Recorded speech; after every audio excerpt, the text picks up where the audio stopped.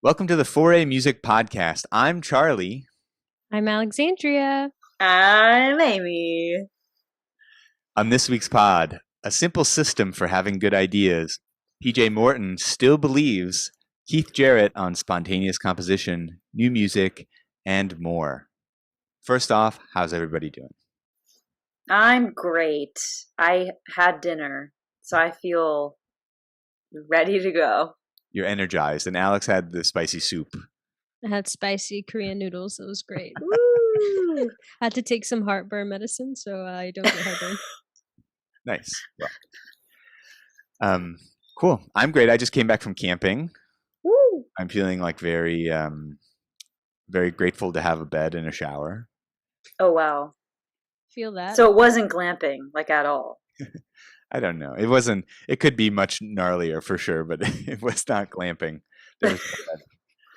I was also like, oh, this is going to be great. I totally brought my air mattress. This is totally cool, whatever. We were kind of like arguing about who was going to get on the best part of the air mattress. And we showed up, set up the tent. I did not pack the air mattress. But that's okay. Wow. I think it's good for your back. I don't know. I survived. Yeah. It was cool. Yay. Okay, well, let's hop into this week's newsletter. Here are 4 A's worth sharing.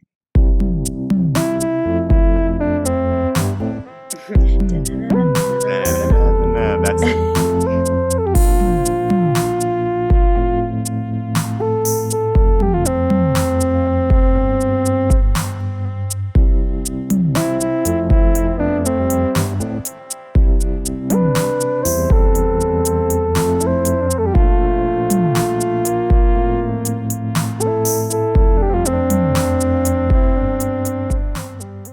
Okay, to start off, How to Have Ideas and Other Ideas from author Oliver Burkeman in his newsletter, The Imperfectionist. His book, 4,000 Weeks, which I actually have a copy of right here that I'm kind of chipping my way through, is a fave of mine. And I've kind of mentioned his some ideas from his newsletter before because I think it's really cool. I think most of the time he's writing about writing. Or other sort of creative work, not necessarily music, but a lot of these ideas have been really applicable to me and to people I hang out with. So there are 5 here. I'm going to go through each one, and we can kind of chat a little bit about them. The first one was a simple system for having good ideas. So this is keep an ever-expanding list of random thoughts and add to it kind of as much as you want. This is something that I do with songwriting. This is kind of the crux of my songwriting thing. It's like I just have a notebook where I write like a bunch of stuff, like little fragments of ideas down, most of which seem like super stupid at the time, like maybe I'll get into one for a second, I'll be like, oh yeah, I'm like digging this, and I'll play it 2 days in a row and like, oh, that chord progression is cool. But then but I just kind of like move on. Sometimes I'll do there's like the egg timer exercise, or there's like the where you kind of set a timer for like 10 minutes and just write for 10 minutes, and then at 10 minutes you stop, and like that gives you a lot of these like little clusters of ideas. Like they can be 4 bars long or 8 bars long or something, but it's really great then, because then it comes time to like, okay, I have to write a song, like there's a gig or there's like a thing coming up, or I want to get something together. And then I just have this like whole kind of like packet or like booklet of like things to go through. And it's like, oh, that'll kind of get me started. And sometimes it'll like morph into something completely different. But it's nice to kind of like feel like, oh, I don't have to like get started. I can like the fire's kind of already started. Like there's some kindling there. I can just like throw a log on or something to get back to me camping. But just, 3-lined. 3-lined. I never get back to the camping thing. I'm going to bring it up every time. But do either of you do this kind of thing?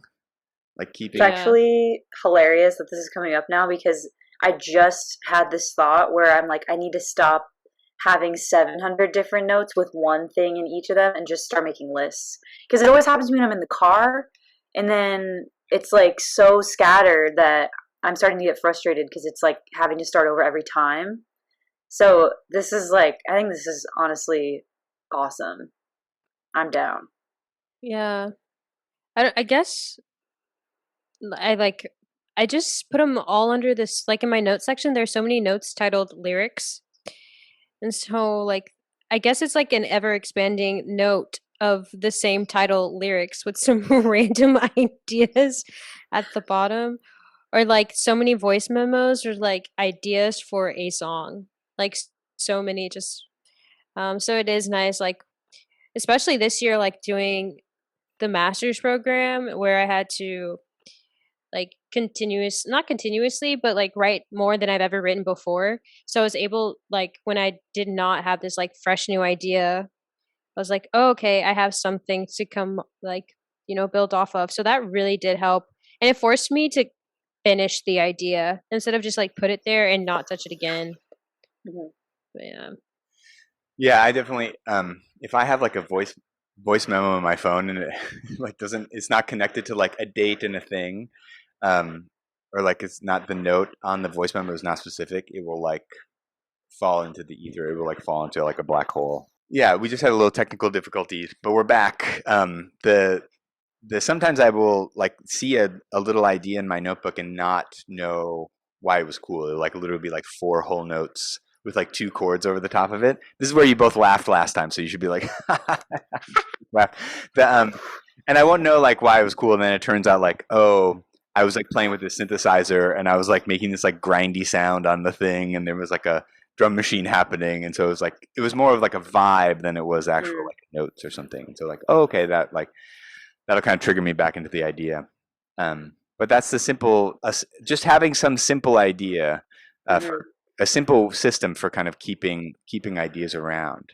Okay, the second point was choosing the right counterfactual, and so basically this is about comparing yourself to like a kinder version of yourself, like maybe not your absolute peak performance, but like maybe more of what feels like maybe more of a normal sort of a comparison. And that could be whether it's in writing or in singing. Like I'll find myself comparing myself to like my absolute best, like best singing and best feeling like while I'm singing.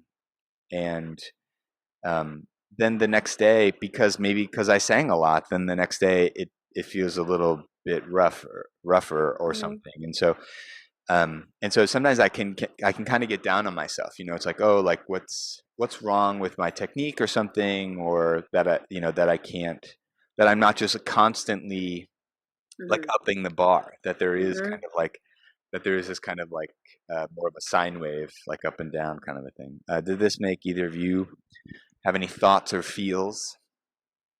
I was gonna say it made me think of a couple things. One was like in choir, I went in for help with this part that I was not feeling good about, and the feedback I got was that uh, my professor told me, "I hear you judging your sound."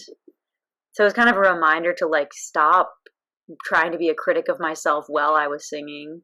Um, but I like this too because I think I fall into that category of like setting a bar and then kind of being like, well, that's my bar, instead of just treating myself more the way that I treat my friends, which is like not as judgmental, hopefully at all, and like just a little more kind. Like I'm pretty kind to the people in my life. So that's just like makes me think about that, like treating myself with the way that I treat the other people in my life, instead of being like a demon critic in my brain. Yeah. I agree. Great. I guess I thought that was going to be a quick I agree. Charlie, move on. no, but I feel like I think it's like especially prevalent in like, I know when I was in flute playing, like you have to subscribe to like a certain sound each day, and I think early on I realized your lips are always changing. Literally, like you could have like a humid, beautiful day, and the next you're dry as a desert, and you're gonna sound different. So I tried to understand that, you know, each day is going to be different, and that's okay. I think I just had to learn that really early on, but Mm. I had to figure that out. I did compare like daily, but then I realized, okay, new day, new body, new person, Yeah, there's only so new much you can opportunity. control. Yeah. Yeah, it is interesting, like how much of like the external world we internalize or something is being Yeah. us. Like Yeah. that was a great day, or even like some that person was nice to me. Like that, I must be someone who deserves to be someone to be nice to. You know what I mean? It's like, Oh my oh god. no, that's not probably really about me. Right. The next point was, what am I willing to do? And and this basically comes down to, a lot of times we can kind of like set a goal for ourselves that's like pretty big, and then it's like, well, I don't really have time. I'm not really in the mood right now, or I don't really have time to practice for X amount of minutes or something. Um, and so the what the this is trying to say is that maybe consider finding a small like a smaller threshold that you Hmm. do have time for, that you are kind of like willing to do. um, I have this. I mean, I feel like I have this conversation with students all the time, but I have it with myself too, where it's like, um, oh, I don't have the flip side of the 10-minute exercise where you're going to set the timer and write for 10 minutes is like what I normally do, which is like I need to have all day uninterrupted Hmm. to like get in like my vibe or something so that I can like write a little bit, you know. Like Yeah. that's how it is set up in my mind, and it's like, um, well, that's kind of silly. That's a pretty unreasonable expectation to have in a life. I think to just like be like you know, I'm going to be in a cabin by myself, and the cabin's going to be perfect. There's going to be no problems with the cabin every day Yeah. that I'm going to have to deal with. And so this kind of whole thing where it's like, oh yeah, I just have like, what am I willing to do right now? I feel kind of tired and lazy or whatever. I'm not willing to like have a big grind out practice session, but like I'd be willing to like sit down and play for like 10 minutes, 15 minutes, 20 minutes or something, you know? Hmm. Um, and you start to that, that ball starts kind of rolling down the hill, and Hmm. in aggregate it ends up adding up to a lot. I love this. I was talking about this recently because I just like haven't been as inspired or motivated to like shed the way that I just like kind of the way that I got used to doing well in school. And I think it ebbs and flows for sure. And I remember that being the case in school too. I just, again, with like the judgment, I'm always like, I always shed a ton. Like, that type of thing. But I was talking to someone about it and I was like, what do you do when you don't want to practice? And they were like, just do a little. I don't know. And like, that kind of helped me because then if you just like sit down and play one thing, then suddenly I find myself kind of sitting there for a while because I get inspired rather than whatever, beating myself up for like not wanting to do a 2 hour shed or whatever, or not having the same time thing anymore. Anyways. Yeah. I think what's helped me like with this, like what am I willing to do? Like for me it was like kind of changing the definition of what practice was, Hmm. or what writing was, or like what can that look like? Like maybe I don't want to go out to a show, so I watch like a tiny desk, or I'm practicing listening, so I'll like listen to a record and only listen for like what the snare drum is comping or something like. Wow. So it's like I'm not truly like sitting down like singing something, but I'm still practicing something. I'm practicing, but maybe I can be doing that while I'm making pasta. So like, yeah, I think for me it's just like kind of changing or molding. Yeah, it's what he's essentially saying. What are you willing to do? But for me, that was like changing some of the definitions of what traditionally what those things have meant for myself. Hmm. Yeah, definitely. I think like we think about practicing so much too, like in a time based way. Not in Hmm. like it's all quantity, not quality, because that's the thing you can like a thing you can put in a practice log or tell your teacher you did or something. Um, But it's so backward, yeah. Because it like really, if you have 5 minutes of like just such high quality shedding, doesn't even matter like what that number is, I guess, right? it's out there making Yeah. really high quality shed.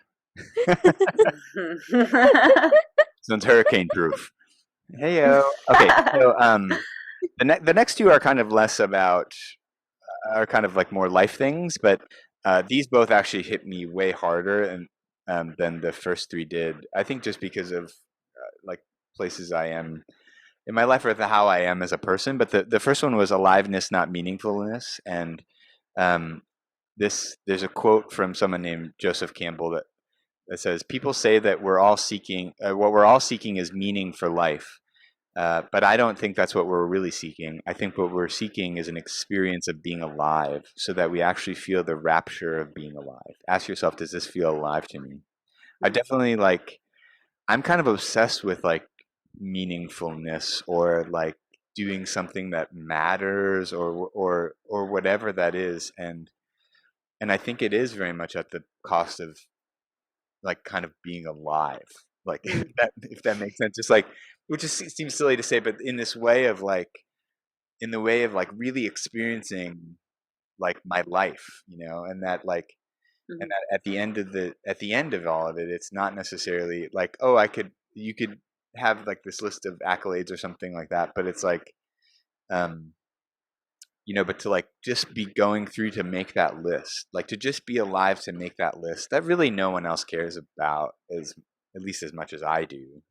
Mhm. um, seems kind of silly. And this is something that goes back and forth in my head all the time. Like, oh, like what am I doing to like, what am I doing that's meaningful? Like Mhm. meaningful work. It's like so I'm so obsessed with it. Um, uh, and so this one really kind of hit me pretty hard. And I've been thinking about it a lot. The other one, the next one too, is scruffy hospitality. Um, and I'm 100% guilty of this, of like the opposite of this, where it's like if people are coming over, I want everything to be like very organized and like and it comes from this like the thing from my family where it's like if your house isn't clean and there's not a lot of food around and stuff, like you are a bad host. You're making people feel uncomfortable just like being in your house. Oh my Um, god. and I think that's kind of obviously that's kind of silly, and it makes it kind of stressful to have people over sometimes, and it also makes me less likely to invite people over Mhm. unless it's like I kind of have my stuff together or something. Um, but I was also thinking about this in a musical way, and this is I have people tell me all the time like I'm not really ready to play gigs, or I'm not really ready to record an album, or I'm not really ready Ugh. to like do this kind of thing. Yeah. And it comes from this kind of same kind of thing where it's like, oh, I have to everything has to be like copacetic. Everything has to be like squared off. The podcasting corner needs to be here. Um, Gotcha. No, I know. And But then we wouldn't have all this, I which know, is probably where you're getting at. yeah, Sorry. yeah, and it's just like the you kind of wait for to be ready. Like you Mhm. wait to have Yeah. the fancy like fridge full of stuff and the thing to have people over, and then you don't have anybody to have over. It's like you've That is heavy. like No, missed the yeah. boat on that. You're Yeah. so right. Yeah, I was talking to someone the other day and like I was like, "Oh yeah, I'll do this when." And they're like, "Well, how do you know you'll ever get to that point, that when Wow. point?" Yeah. So, I was like, "Oh, Yeah. dang. Wow." So like, why not just do it now? And like, Yeah, because potentially, I like, forgot to. that's a mindset thing. So it's almost like hard to predict what your mind is going to be like. Exactly. Because that's not And really real, I guess. Like, the way that you perceive how you are, or like whether or not things are good enough, or something. no, exactly. It's like, oh, like I'll like for me it was like, oh, I'll record something when I feel like I found my sound. But like really like that may never happen. Hmm. Like so like really for music, it's in that sense too. It's like maybe you weren't excellent when you recorded this album.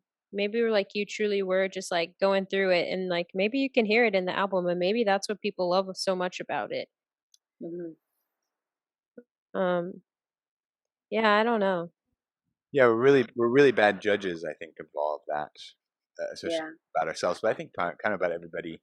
I mean, like Hmm. teaching at colleges, I think I've always I've always thought, but I've started saying much more openly to people, like I have no idea.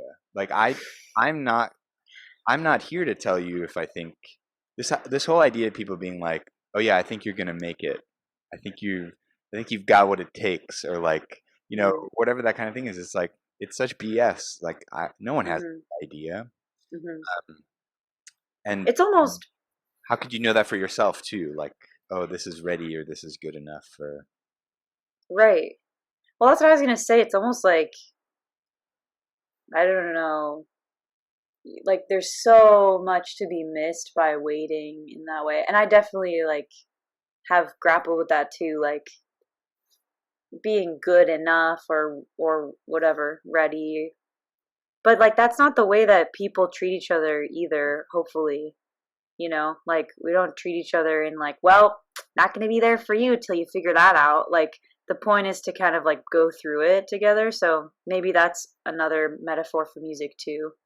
On to the second day. The second A, PJ Morton's soul is something else. And it's ever present in his Watch the Sun tour, and specifically in his song Still Believe. So PJ has been dropping visuals for his songs on this album, and I always love watching them because they're very they almost just like capture his existence, his essence, which maybe whatever, I don't know him, but it seems like it's just kind of like a camera and he's like doing his thing. I also think this video is cool because there's like this split thing between like a storyline narrative happening and then like a studio setting, which as a musician I think is really cool because it's both creative and like this is the story that I am presenting to you, and then also like, hey, this is kind of what it looks like. Psst, I sing too. You know what I mean? Like it's like I feel like I'm like in a club with him. I'm like, I know what you're doing. Anyways, yeah, but I think this is like beautifully done. Definitely an example of artistry. Um, he's doing it. He's definitely doing something. Yeah. Yeah, I feel like that's the new thing. Like releasing music and then releasing like bomb visuals. Mhm. Mhm. Like ever since like Lemonade dropped, everyone's been like really hitting it with the visuals. They're like, yeah, like narrative there, Yeah. but Yeah. Yeah. I feel, Yeah, but yeah. the PJ Morton thing is like very much the live performance stuff too. I mean, that was like my first introduction to him and his music was. Mm. I mean, there's like tons of videos of him online, like playing live and like playing and singing. Yeah. And it's like I mean, this video in particular, but all of his videos, like for me, is also like it's like absolute like keyboard porn, like synthesizer Oh, porn and stuff. It just is like like all of it's everything he's so good. playing, and it is just like oh, it all sounds so good. It all looks so cool. Yeah.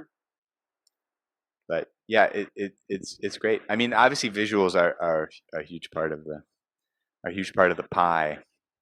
Um, Yeah, it's interesting to see what artists do with that in terms of just adaptation of like where everything's at. Like seems like what Alex was saying, like people really just take it and go. It's kind of hard because you have to always adapt to like what is like being yourself, but also like what's the thing and like how can you be yourself and also partake in the thing if you want to do the thing. Mm. So I think PJ is a good example of like doing that, but still it seems like he still maintains this sense of like this is who I am and this is like what my art is at the front of it all. very cool. Let's hop on to the next A. Ah, that's Ah. me. I just had the urge to do this.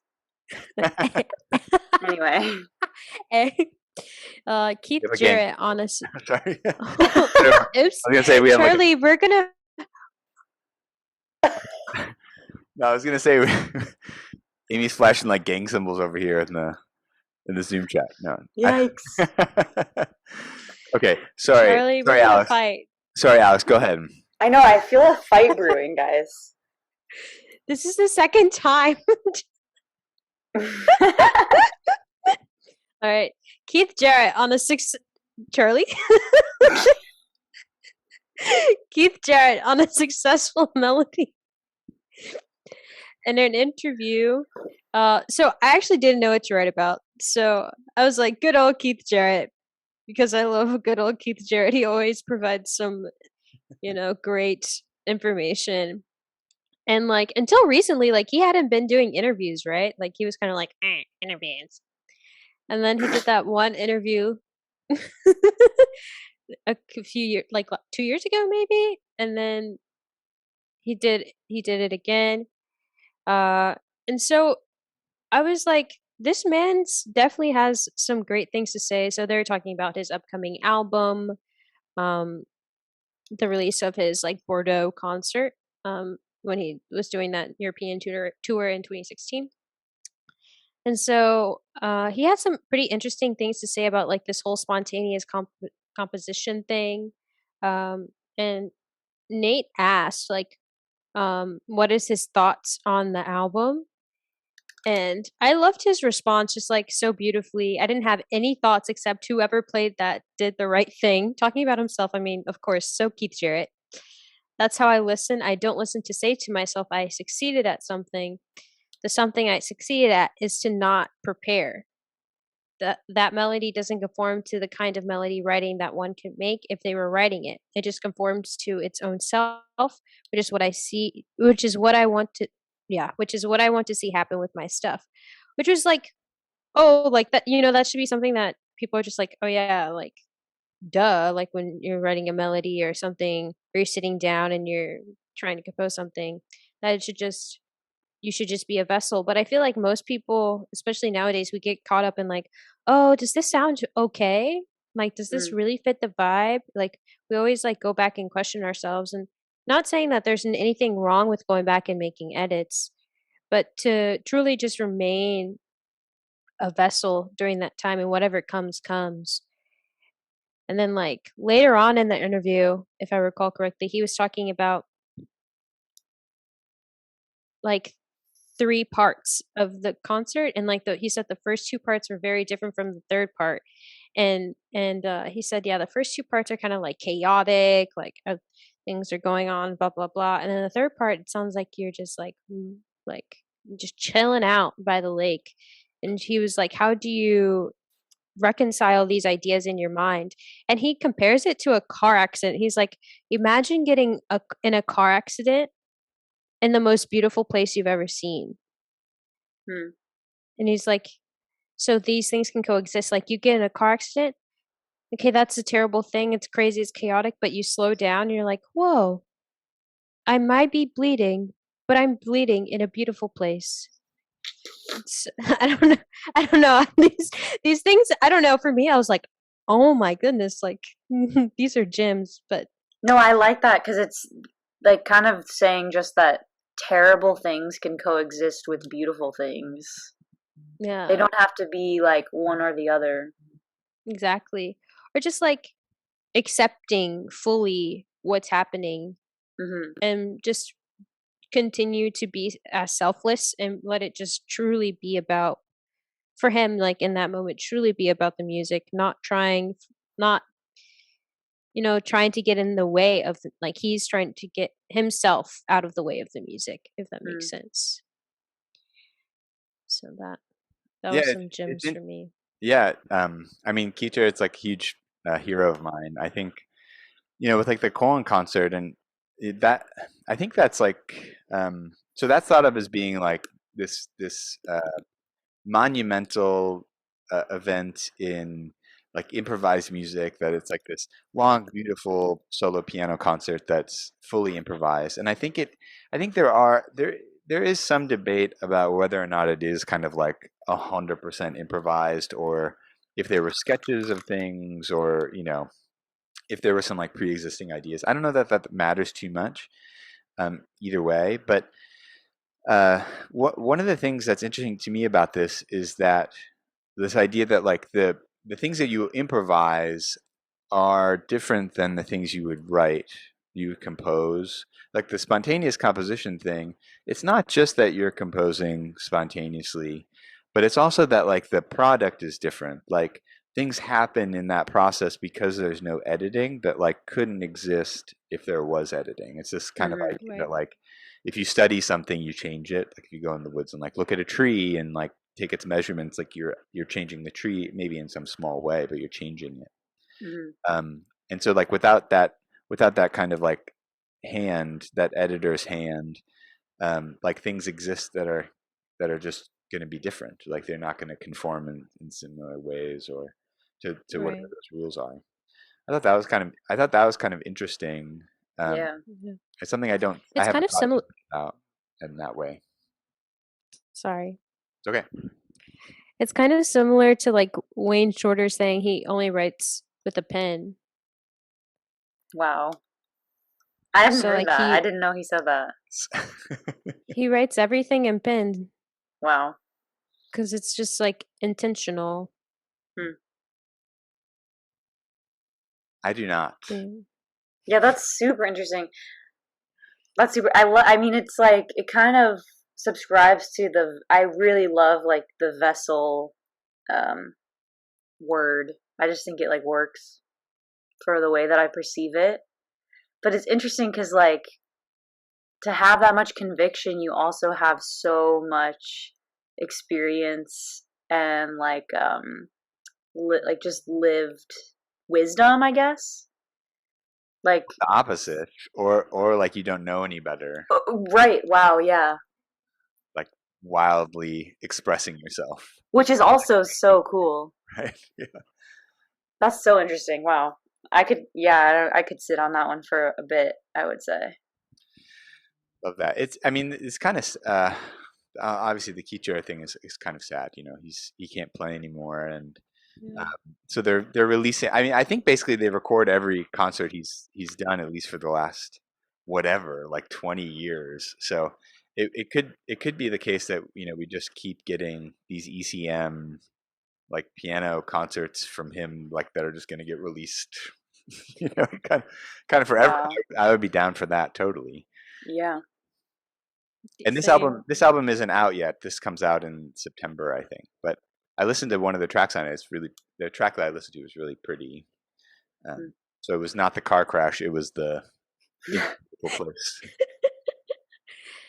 Well, recording it too is so interesting because like the when he was talking about like getting into a car crash in a beautiful place, like the experience of that, if we stay in the metaphor, is different from then like seeing. I don't know how far I can stretch the metaphor, but you know what I'm saying? Like the recording, like the capturing of something so like raw and whatever is like is it just it makes me it's interesting to me. The first new music this week. So we have new music from Father John Misty, Meridian Brothers, Megan Thee Stallion, and we also had some singles for the first time, which I think we're going to try to keep doing. But this first recording on here is actually like a bootleg tape from Father John Misty, even though he's releasing it on his own Bandcamp, and it's like a very cool. Like the cover art is really cool, and it was like literally released like the same week as the show happening. Like they just like I think just recording from the board Hmm. and just like putting it out. And I don't know how much you two have listened to Father John Misty before, but he's I dig him. It's like it's like a snarkier sort of like Fleet Foxes-y like folk indie rock sort of a thing. He actually played Hmm. drums on I think that first big Fleet Foxes album. Hmm. So he's kind of in that zone ish. I am not hip. Yeah, but he's kind of a character. I've seen him live a couple times, and I think this recording is like pretty indicative of his live shows, and just like he's kind of like funny and snarky, and he writes songs about like how social media is dumb and like just consumerism and we're all sheep and all that kind of stuff. Like and a bunch of different things, and love and all that kind of stuff. Um, I the love. normal things too. We're all sheep and love. Our crashes in beautiful places. He says that all the time. He never says that. But but yeah, this was just kind of cool to pop up in my inbox and to check it out and stuff. It was like it's kind of cool, and it's nice that it's just like on Bandcamp and you can just go listen to it, and it's like very accessible. The thing that's a little bit less accessible was this new album from the Meridian Brothers. And this like took me a second to kind of like decode and figure out. So it's kind of salsa music, but it's like weird salsa music that's like like what if you were like a robot that was like malfunctioning kind of, but you playing in a salsa kind of a thing. So Okay. so like they make this album. The new album is called Meridian Brothers and El Grupo. Amy, can you say that? You pronounce Spanish well. You just did Oh it before when no. we were talking. El Grupo Renacimiento. Yeah, that's it. Yeah, which is I looked it up on Google Translate. It's the Renaissance group. This group is made up apparently. So this group is like mythical, and so the Meridian Brothers are kind of like trying to imagine what it would be like to do a collaborative album with this band, this group that doesn't exist, and like what that music would be like. So it's pretty cool, and I kind of been digging it. I played in a salsa band in college, so I have some sense of like what some of the kind of classical moves are in like salsa music, and like the way the horns usually do stuff and the keyboards usually do stuff and all that. And this is just like it zags every time you think it's gonna go in like one way. Like even the vocal harmonies and stuff are like kind of out sometimes, which is like not the normal salsa music thing where it's like everyone's singing really loud and like triads and it sounds just like really fat. Like this is like some weird crunchy things.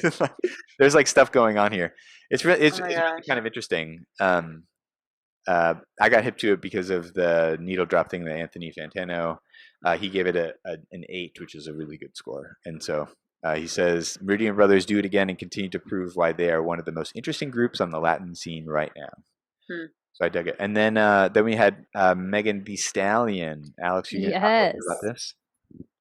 Yeah, so she released her sophomore album, Traumazine, which I thought was first off a very original name. Album cover is like kind of great. It kind of like recounts what she's been through in the past couple years.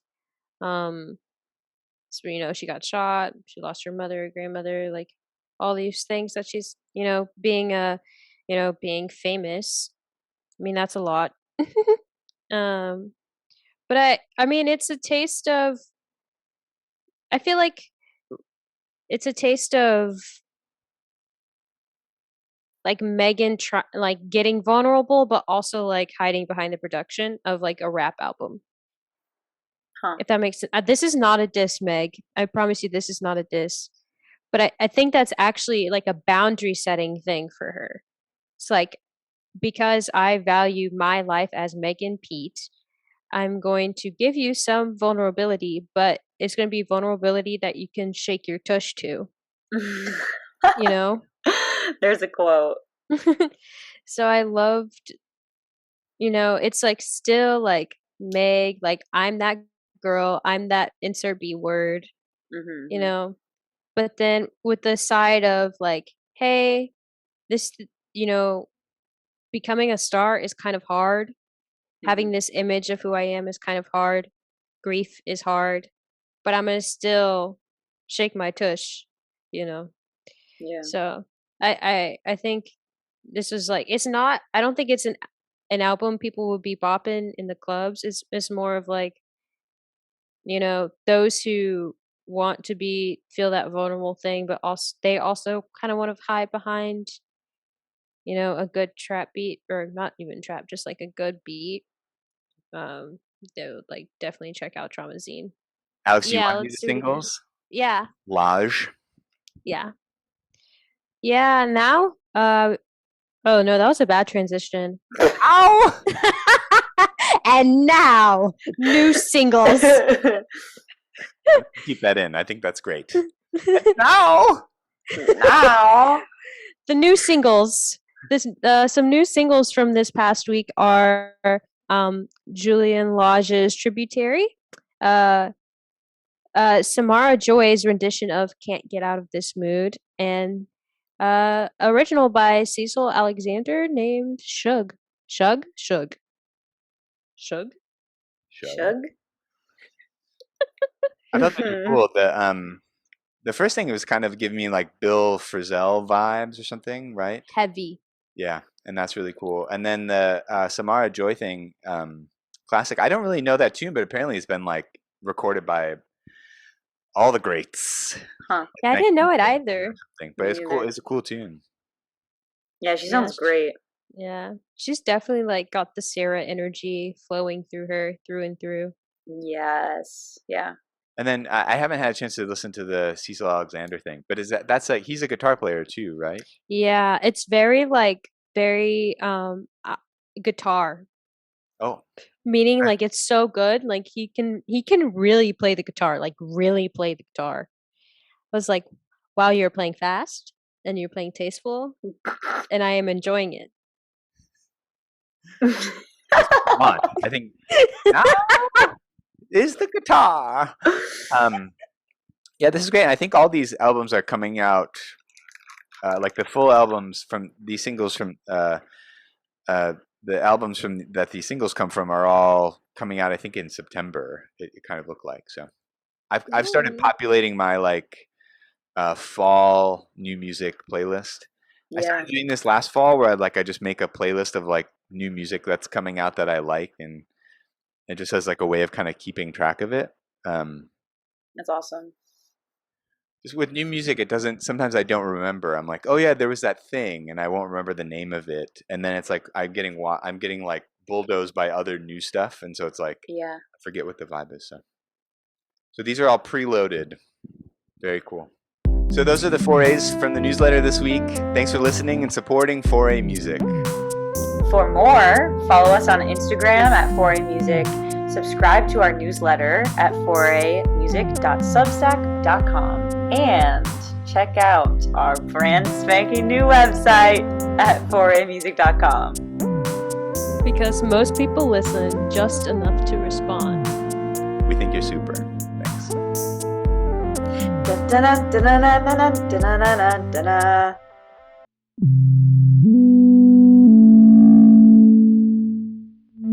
Camera officially recording now. I like how one of the options is leave meeting. You're like, I didn't consent to this. Gotta go.